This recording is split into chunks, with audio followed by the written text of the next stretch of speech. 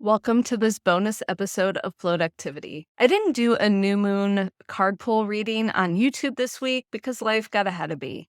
I've had some major insight on just what I really want to be focusing on for the summer. And it's just really in line astrologically and just where I'm at in my life. I feel like communicating and talking about these things will help you find out what you really should be leaning to in your spiritual path and growth. So I'm going to talk about it being Cancer season, really where we should focus our energy. And then another thing that I'm going to talk about in this episode is how you can find where the current astrological point is. So say we're talking about Cancer season, I'm going to help you pinpoint it in your chart. And so this area may be affecting you in this specific area more than other areas. And so it might help you navigate those different things that you're trying to work towards. Cancer season started today on June 21st and will go all the way up until July 21st. This is a time where we spend more time at home creating a comfortable nest, forging stronger bonds with people who feel like our soul family rather than meeting new people. This is a time for working on long-term planning around personal goals, a time for focusing on improving our personal lives outside of work and finding solutions to our deeper worries around survival and comfort. Right now, I'm in a place of integrating my spiritual practice while also finding that spiritual creativity within me. And so I've decided in this time of my life, I'm going to be taking a break from social media. I've deleted social media off my phones, and I'm just going to allow that outside influence just to take a break while I'm in this summer season. I have 2 small kids, and I know these summertime moments are going to be fleeting. So I want to try and be present with them. And so not having the instant reaction to pick up my phone and check these social platforms is important to me. We'll see how long it lasts, but it's just a way that I'm going to try and connect with myself and shut down that outside influence. There's a couple things supporting me in this journey that I feel are pivotal in helping me in these 2 areas. And so one is spiritual integration. I had Rosa Hope on my podcast last month, and just this whole program with these women, it's really allowing a safe space for us to talk about how we can integrate this spiritual lifestyle into our everyday life, especially being a busy mom, trying to start a business, and to really talk the talk while I'm walking the walk, and just coming from a place of supporting me at the exact moment I needed this, because it's truly been integral in my process. The other thing that I've decided to do is the artist way. I have some people in my accountability group who have mentioned it here and there. It hasn't really come up as something that I should look into. And then I've been allowing the books to choose me at the library, and of course it jumped out at me. The book that I was actually returning while we were there also mentioned the artist way a few times. And so what this is it's breaking down this spiritual connection with our creativity and how we can tap into it. And so it feels like it's really the right thing for me to do. And so again, taking away those few minutes I would scroll in the morning is not something I have space for because of this artist way that I'm doing. It's 12 weeks of tapping into that spiritual creativity and again, being able to integrate this into what I'm trying to create. So while I feel like everybody should have their own support in what's helping them in their area of life that's going to help them grow and be the best version of themselves, those are things that are helping me right now. And so it just feels in alignment with going into Cancer season and really just having that time to spend at home and not allowing the outside influence to influence my creativity and where I put my energy. So I want to break down what a natal chart is in a way that can be helpful to you, that's super simple and uncomplicated. I feel like so many people are like, I don't know what to do. And so I just want to show you some easy ways for you to use your natal chart without having to get so deep into it.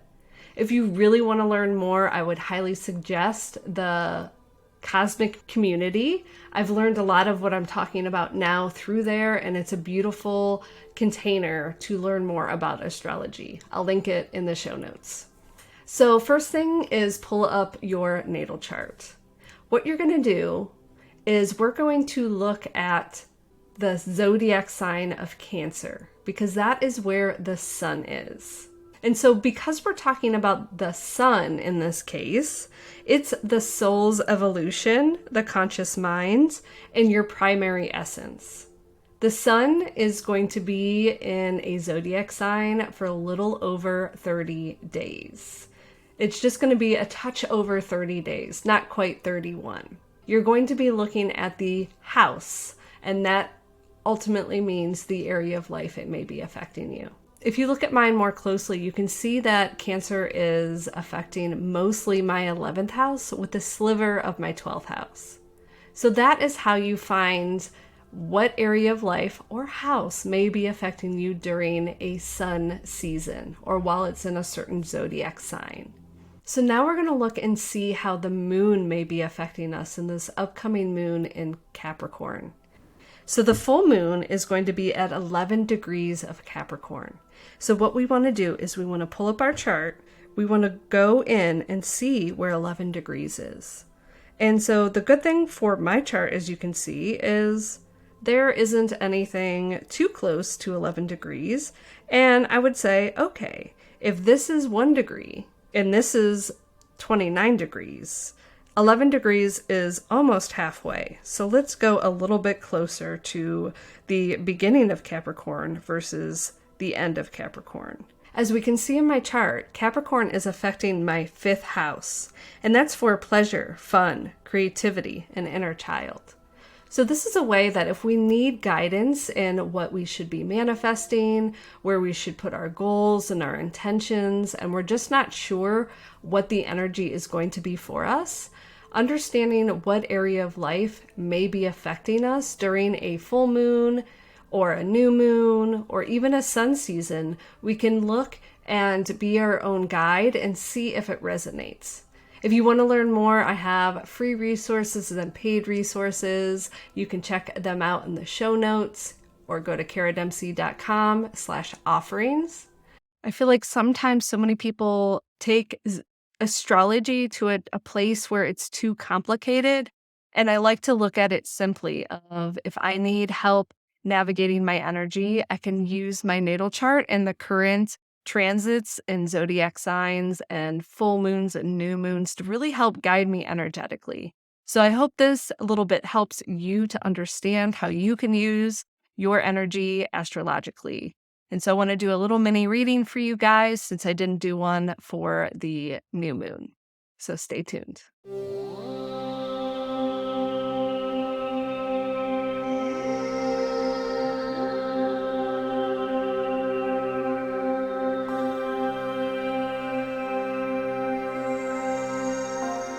Today's reading is all about the summer solstice, which lands on today. And so using the seasons within the earth, our cycle, is a really important part of connecting what I need energetically. And so a way that I've connected my spiritual and my productive side is I created a digital planner to help support me in that. And so one of the aspects is having the moon and all those different aspects to help us find out more of what we need and support. But another part is my tarot spreads that I've created. And so there's one specifically for the summer phase, and that is what aligned action we need to take and the obstacles that are in a way. So the questions that I asked in this reading that go along with the summer card pull is, what is the current energy? And so what I pulled was vulnerability. We're in a place where we can get vulnerable with ourselves. What do we need in support? How could we claim our independence in that? It's not about our vulnerability being out there for other people. It's us being vulnerable with ourselves, allowing us to process our emotions and really lean into what can fulfill us. And with that being said, we then have the Ace of Swords. And that means when we allow this time, we will get mental clarity. We'll have the breakthroughs. We'll have success, the things that we dream of. The next question was, what is our aligned action? And what came through was nurturing. Again, how can we nurture ourselves? What is it that we need in that moment?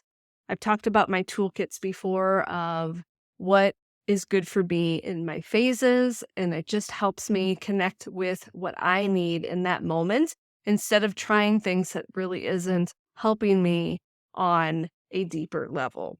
And then it's using our mind wisely, making sure that when we are thinking and we are up here, we're not jumping to conclusions, we're not making things more complicated than they need to be. And it's just knowing that love is all around to support us when we give ourselves that nurturing. And then the Five of Wands came up with that. And that means that changes need to be made. For you to have that life you envision, you need to take that action. You need to change your external reality so that it matches the desires of your internal reality, what you really desire in life. So no one is going to make that change for you. That is up for you to do. This reading, it really feels resonant to it being Cancer season as well. So again, take what resonates, leave what doesn't. But the next question I asked is, what are our obstacles? And it's that we're not spending time alone. We're not having solitude for ourselves to be able to process those emotions and really figure out what we desire. And then it's also the shaman, the ancient healing wisdom. What I feel like that means here is that we have the wisdom within ourselves. And we don't need to look externally to figure out those answers. So how can we strengthen that relationship with ourselves and carve out time to be able to go through those healing things that we can do for ourselves? And it's going to help you bring those ideas to life because you have these thoughts, these ideas that you want to go after, but you're like, how do I do it? And the how isn't up to you.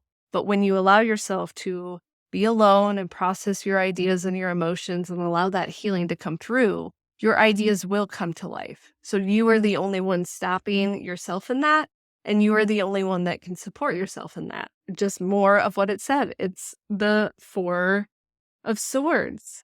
Relaxation, meditation, renewal, solitude. Those are things that you need to be able to have these dreams and these visions you desire. So if you truly want to go after your desires, it's up to you to make that time for yourself. It's really important. So the next question is, what are your gifts? And you have the ability of activation in people. When you are around the right people, you can activate them. But it's embracing the in-between creation, in between rest, in between that flow, and knowing that there's a different phase of everything that you're doing. And that in-between time is a lot of the times where you'll get that knowledge. And when that happens, you'll build that self-confidence. You'll build that public recognition that you're going for. It's like the Six of Wands. You'll have that victory, but it's being okay in those in-between moments. And so the last question is, what is our future energy?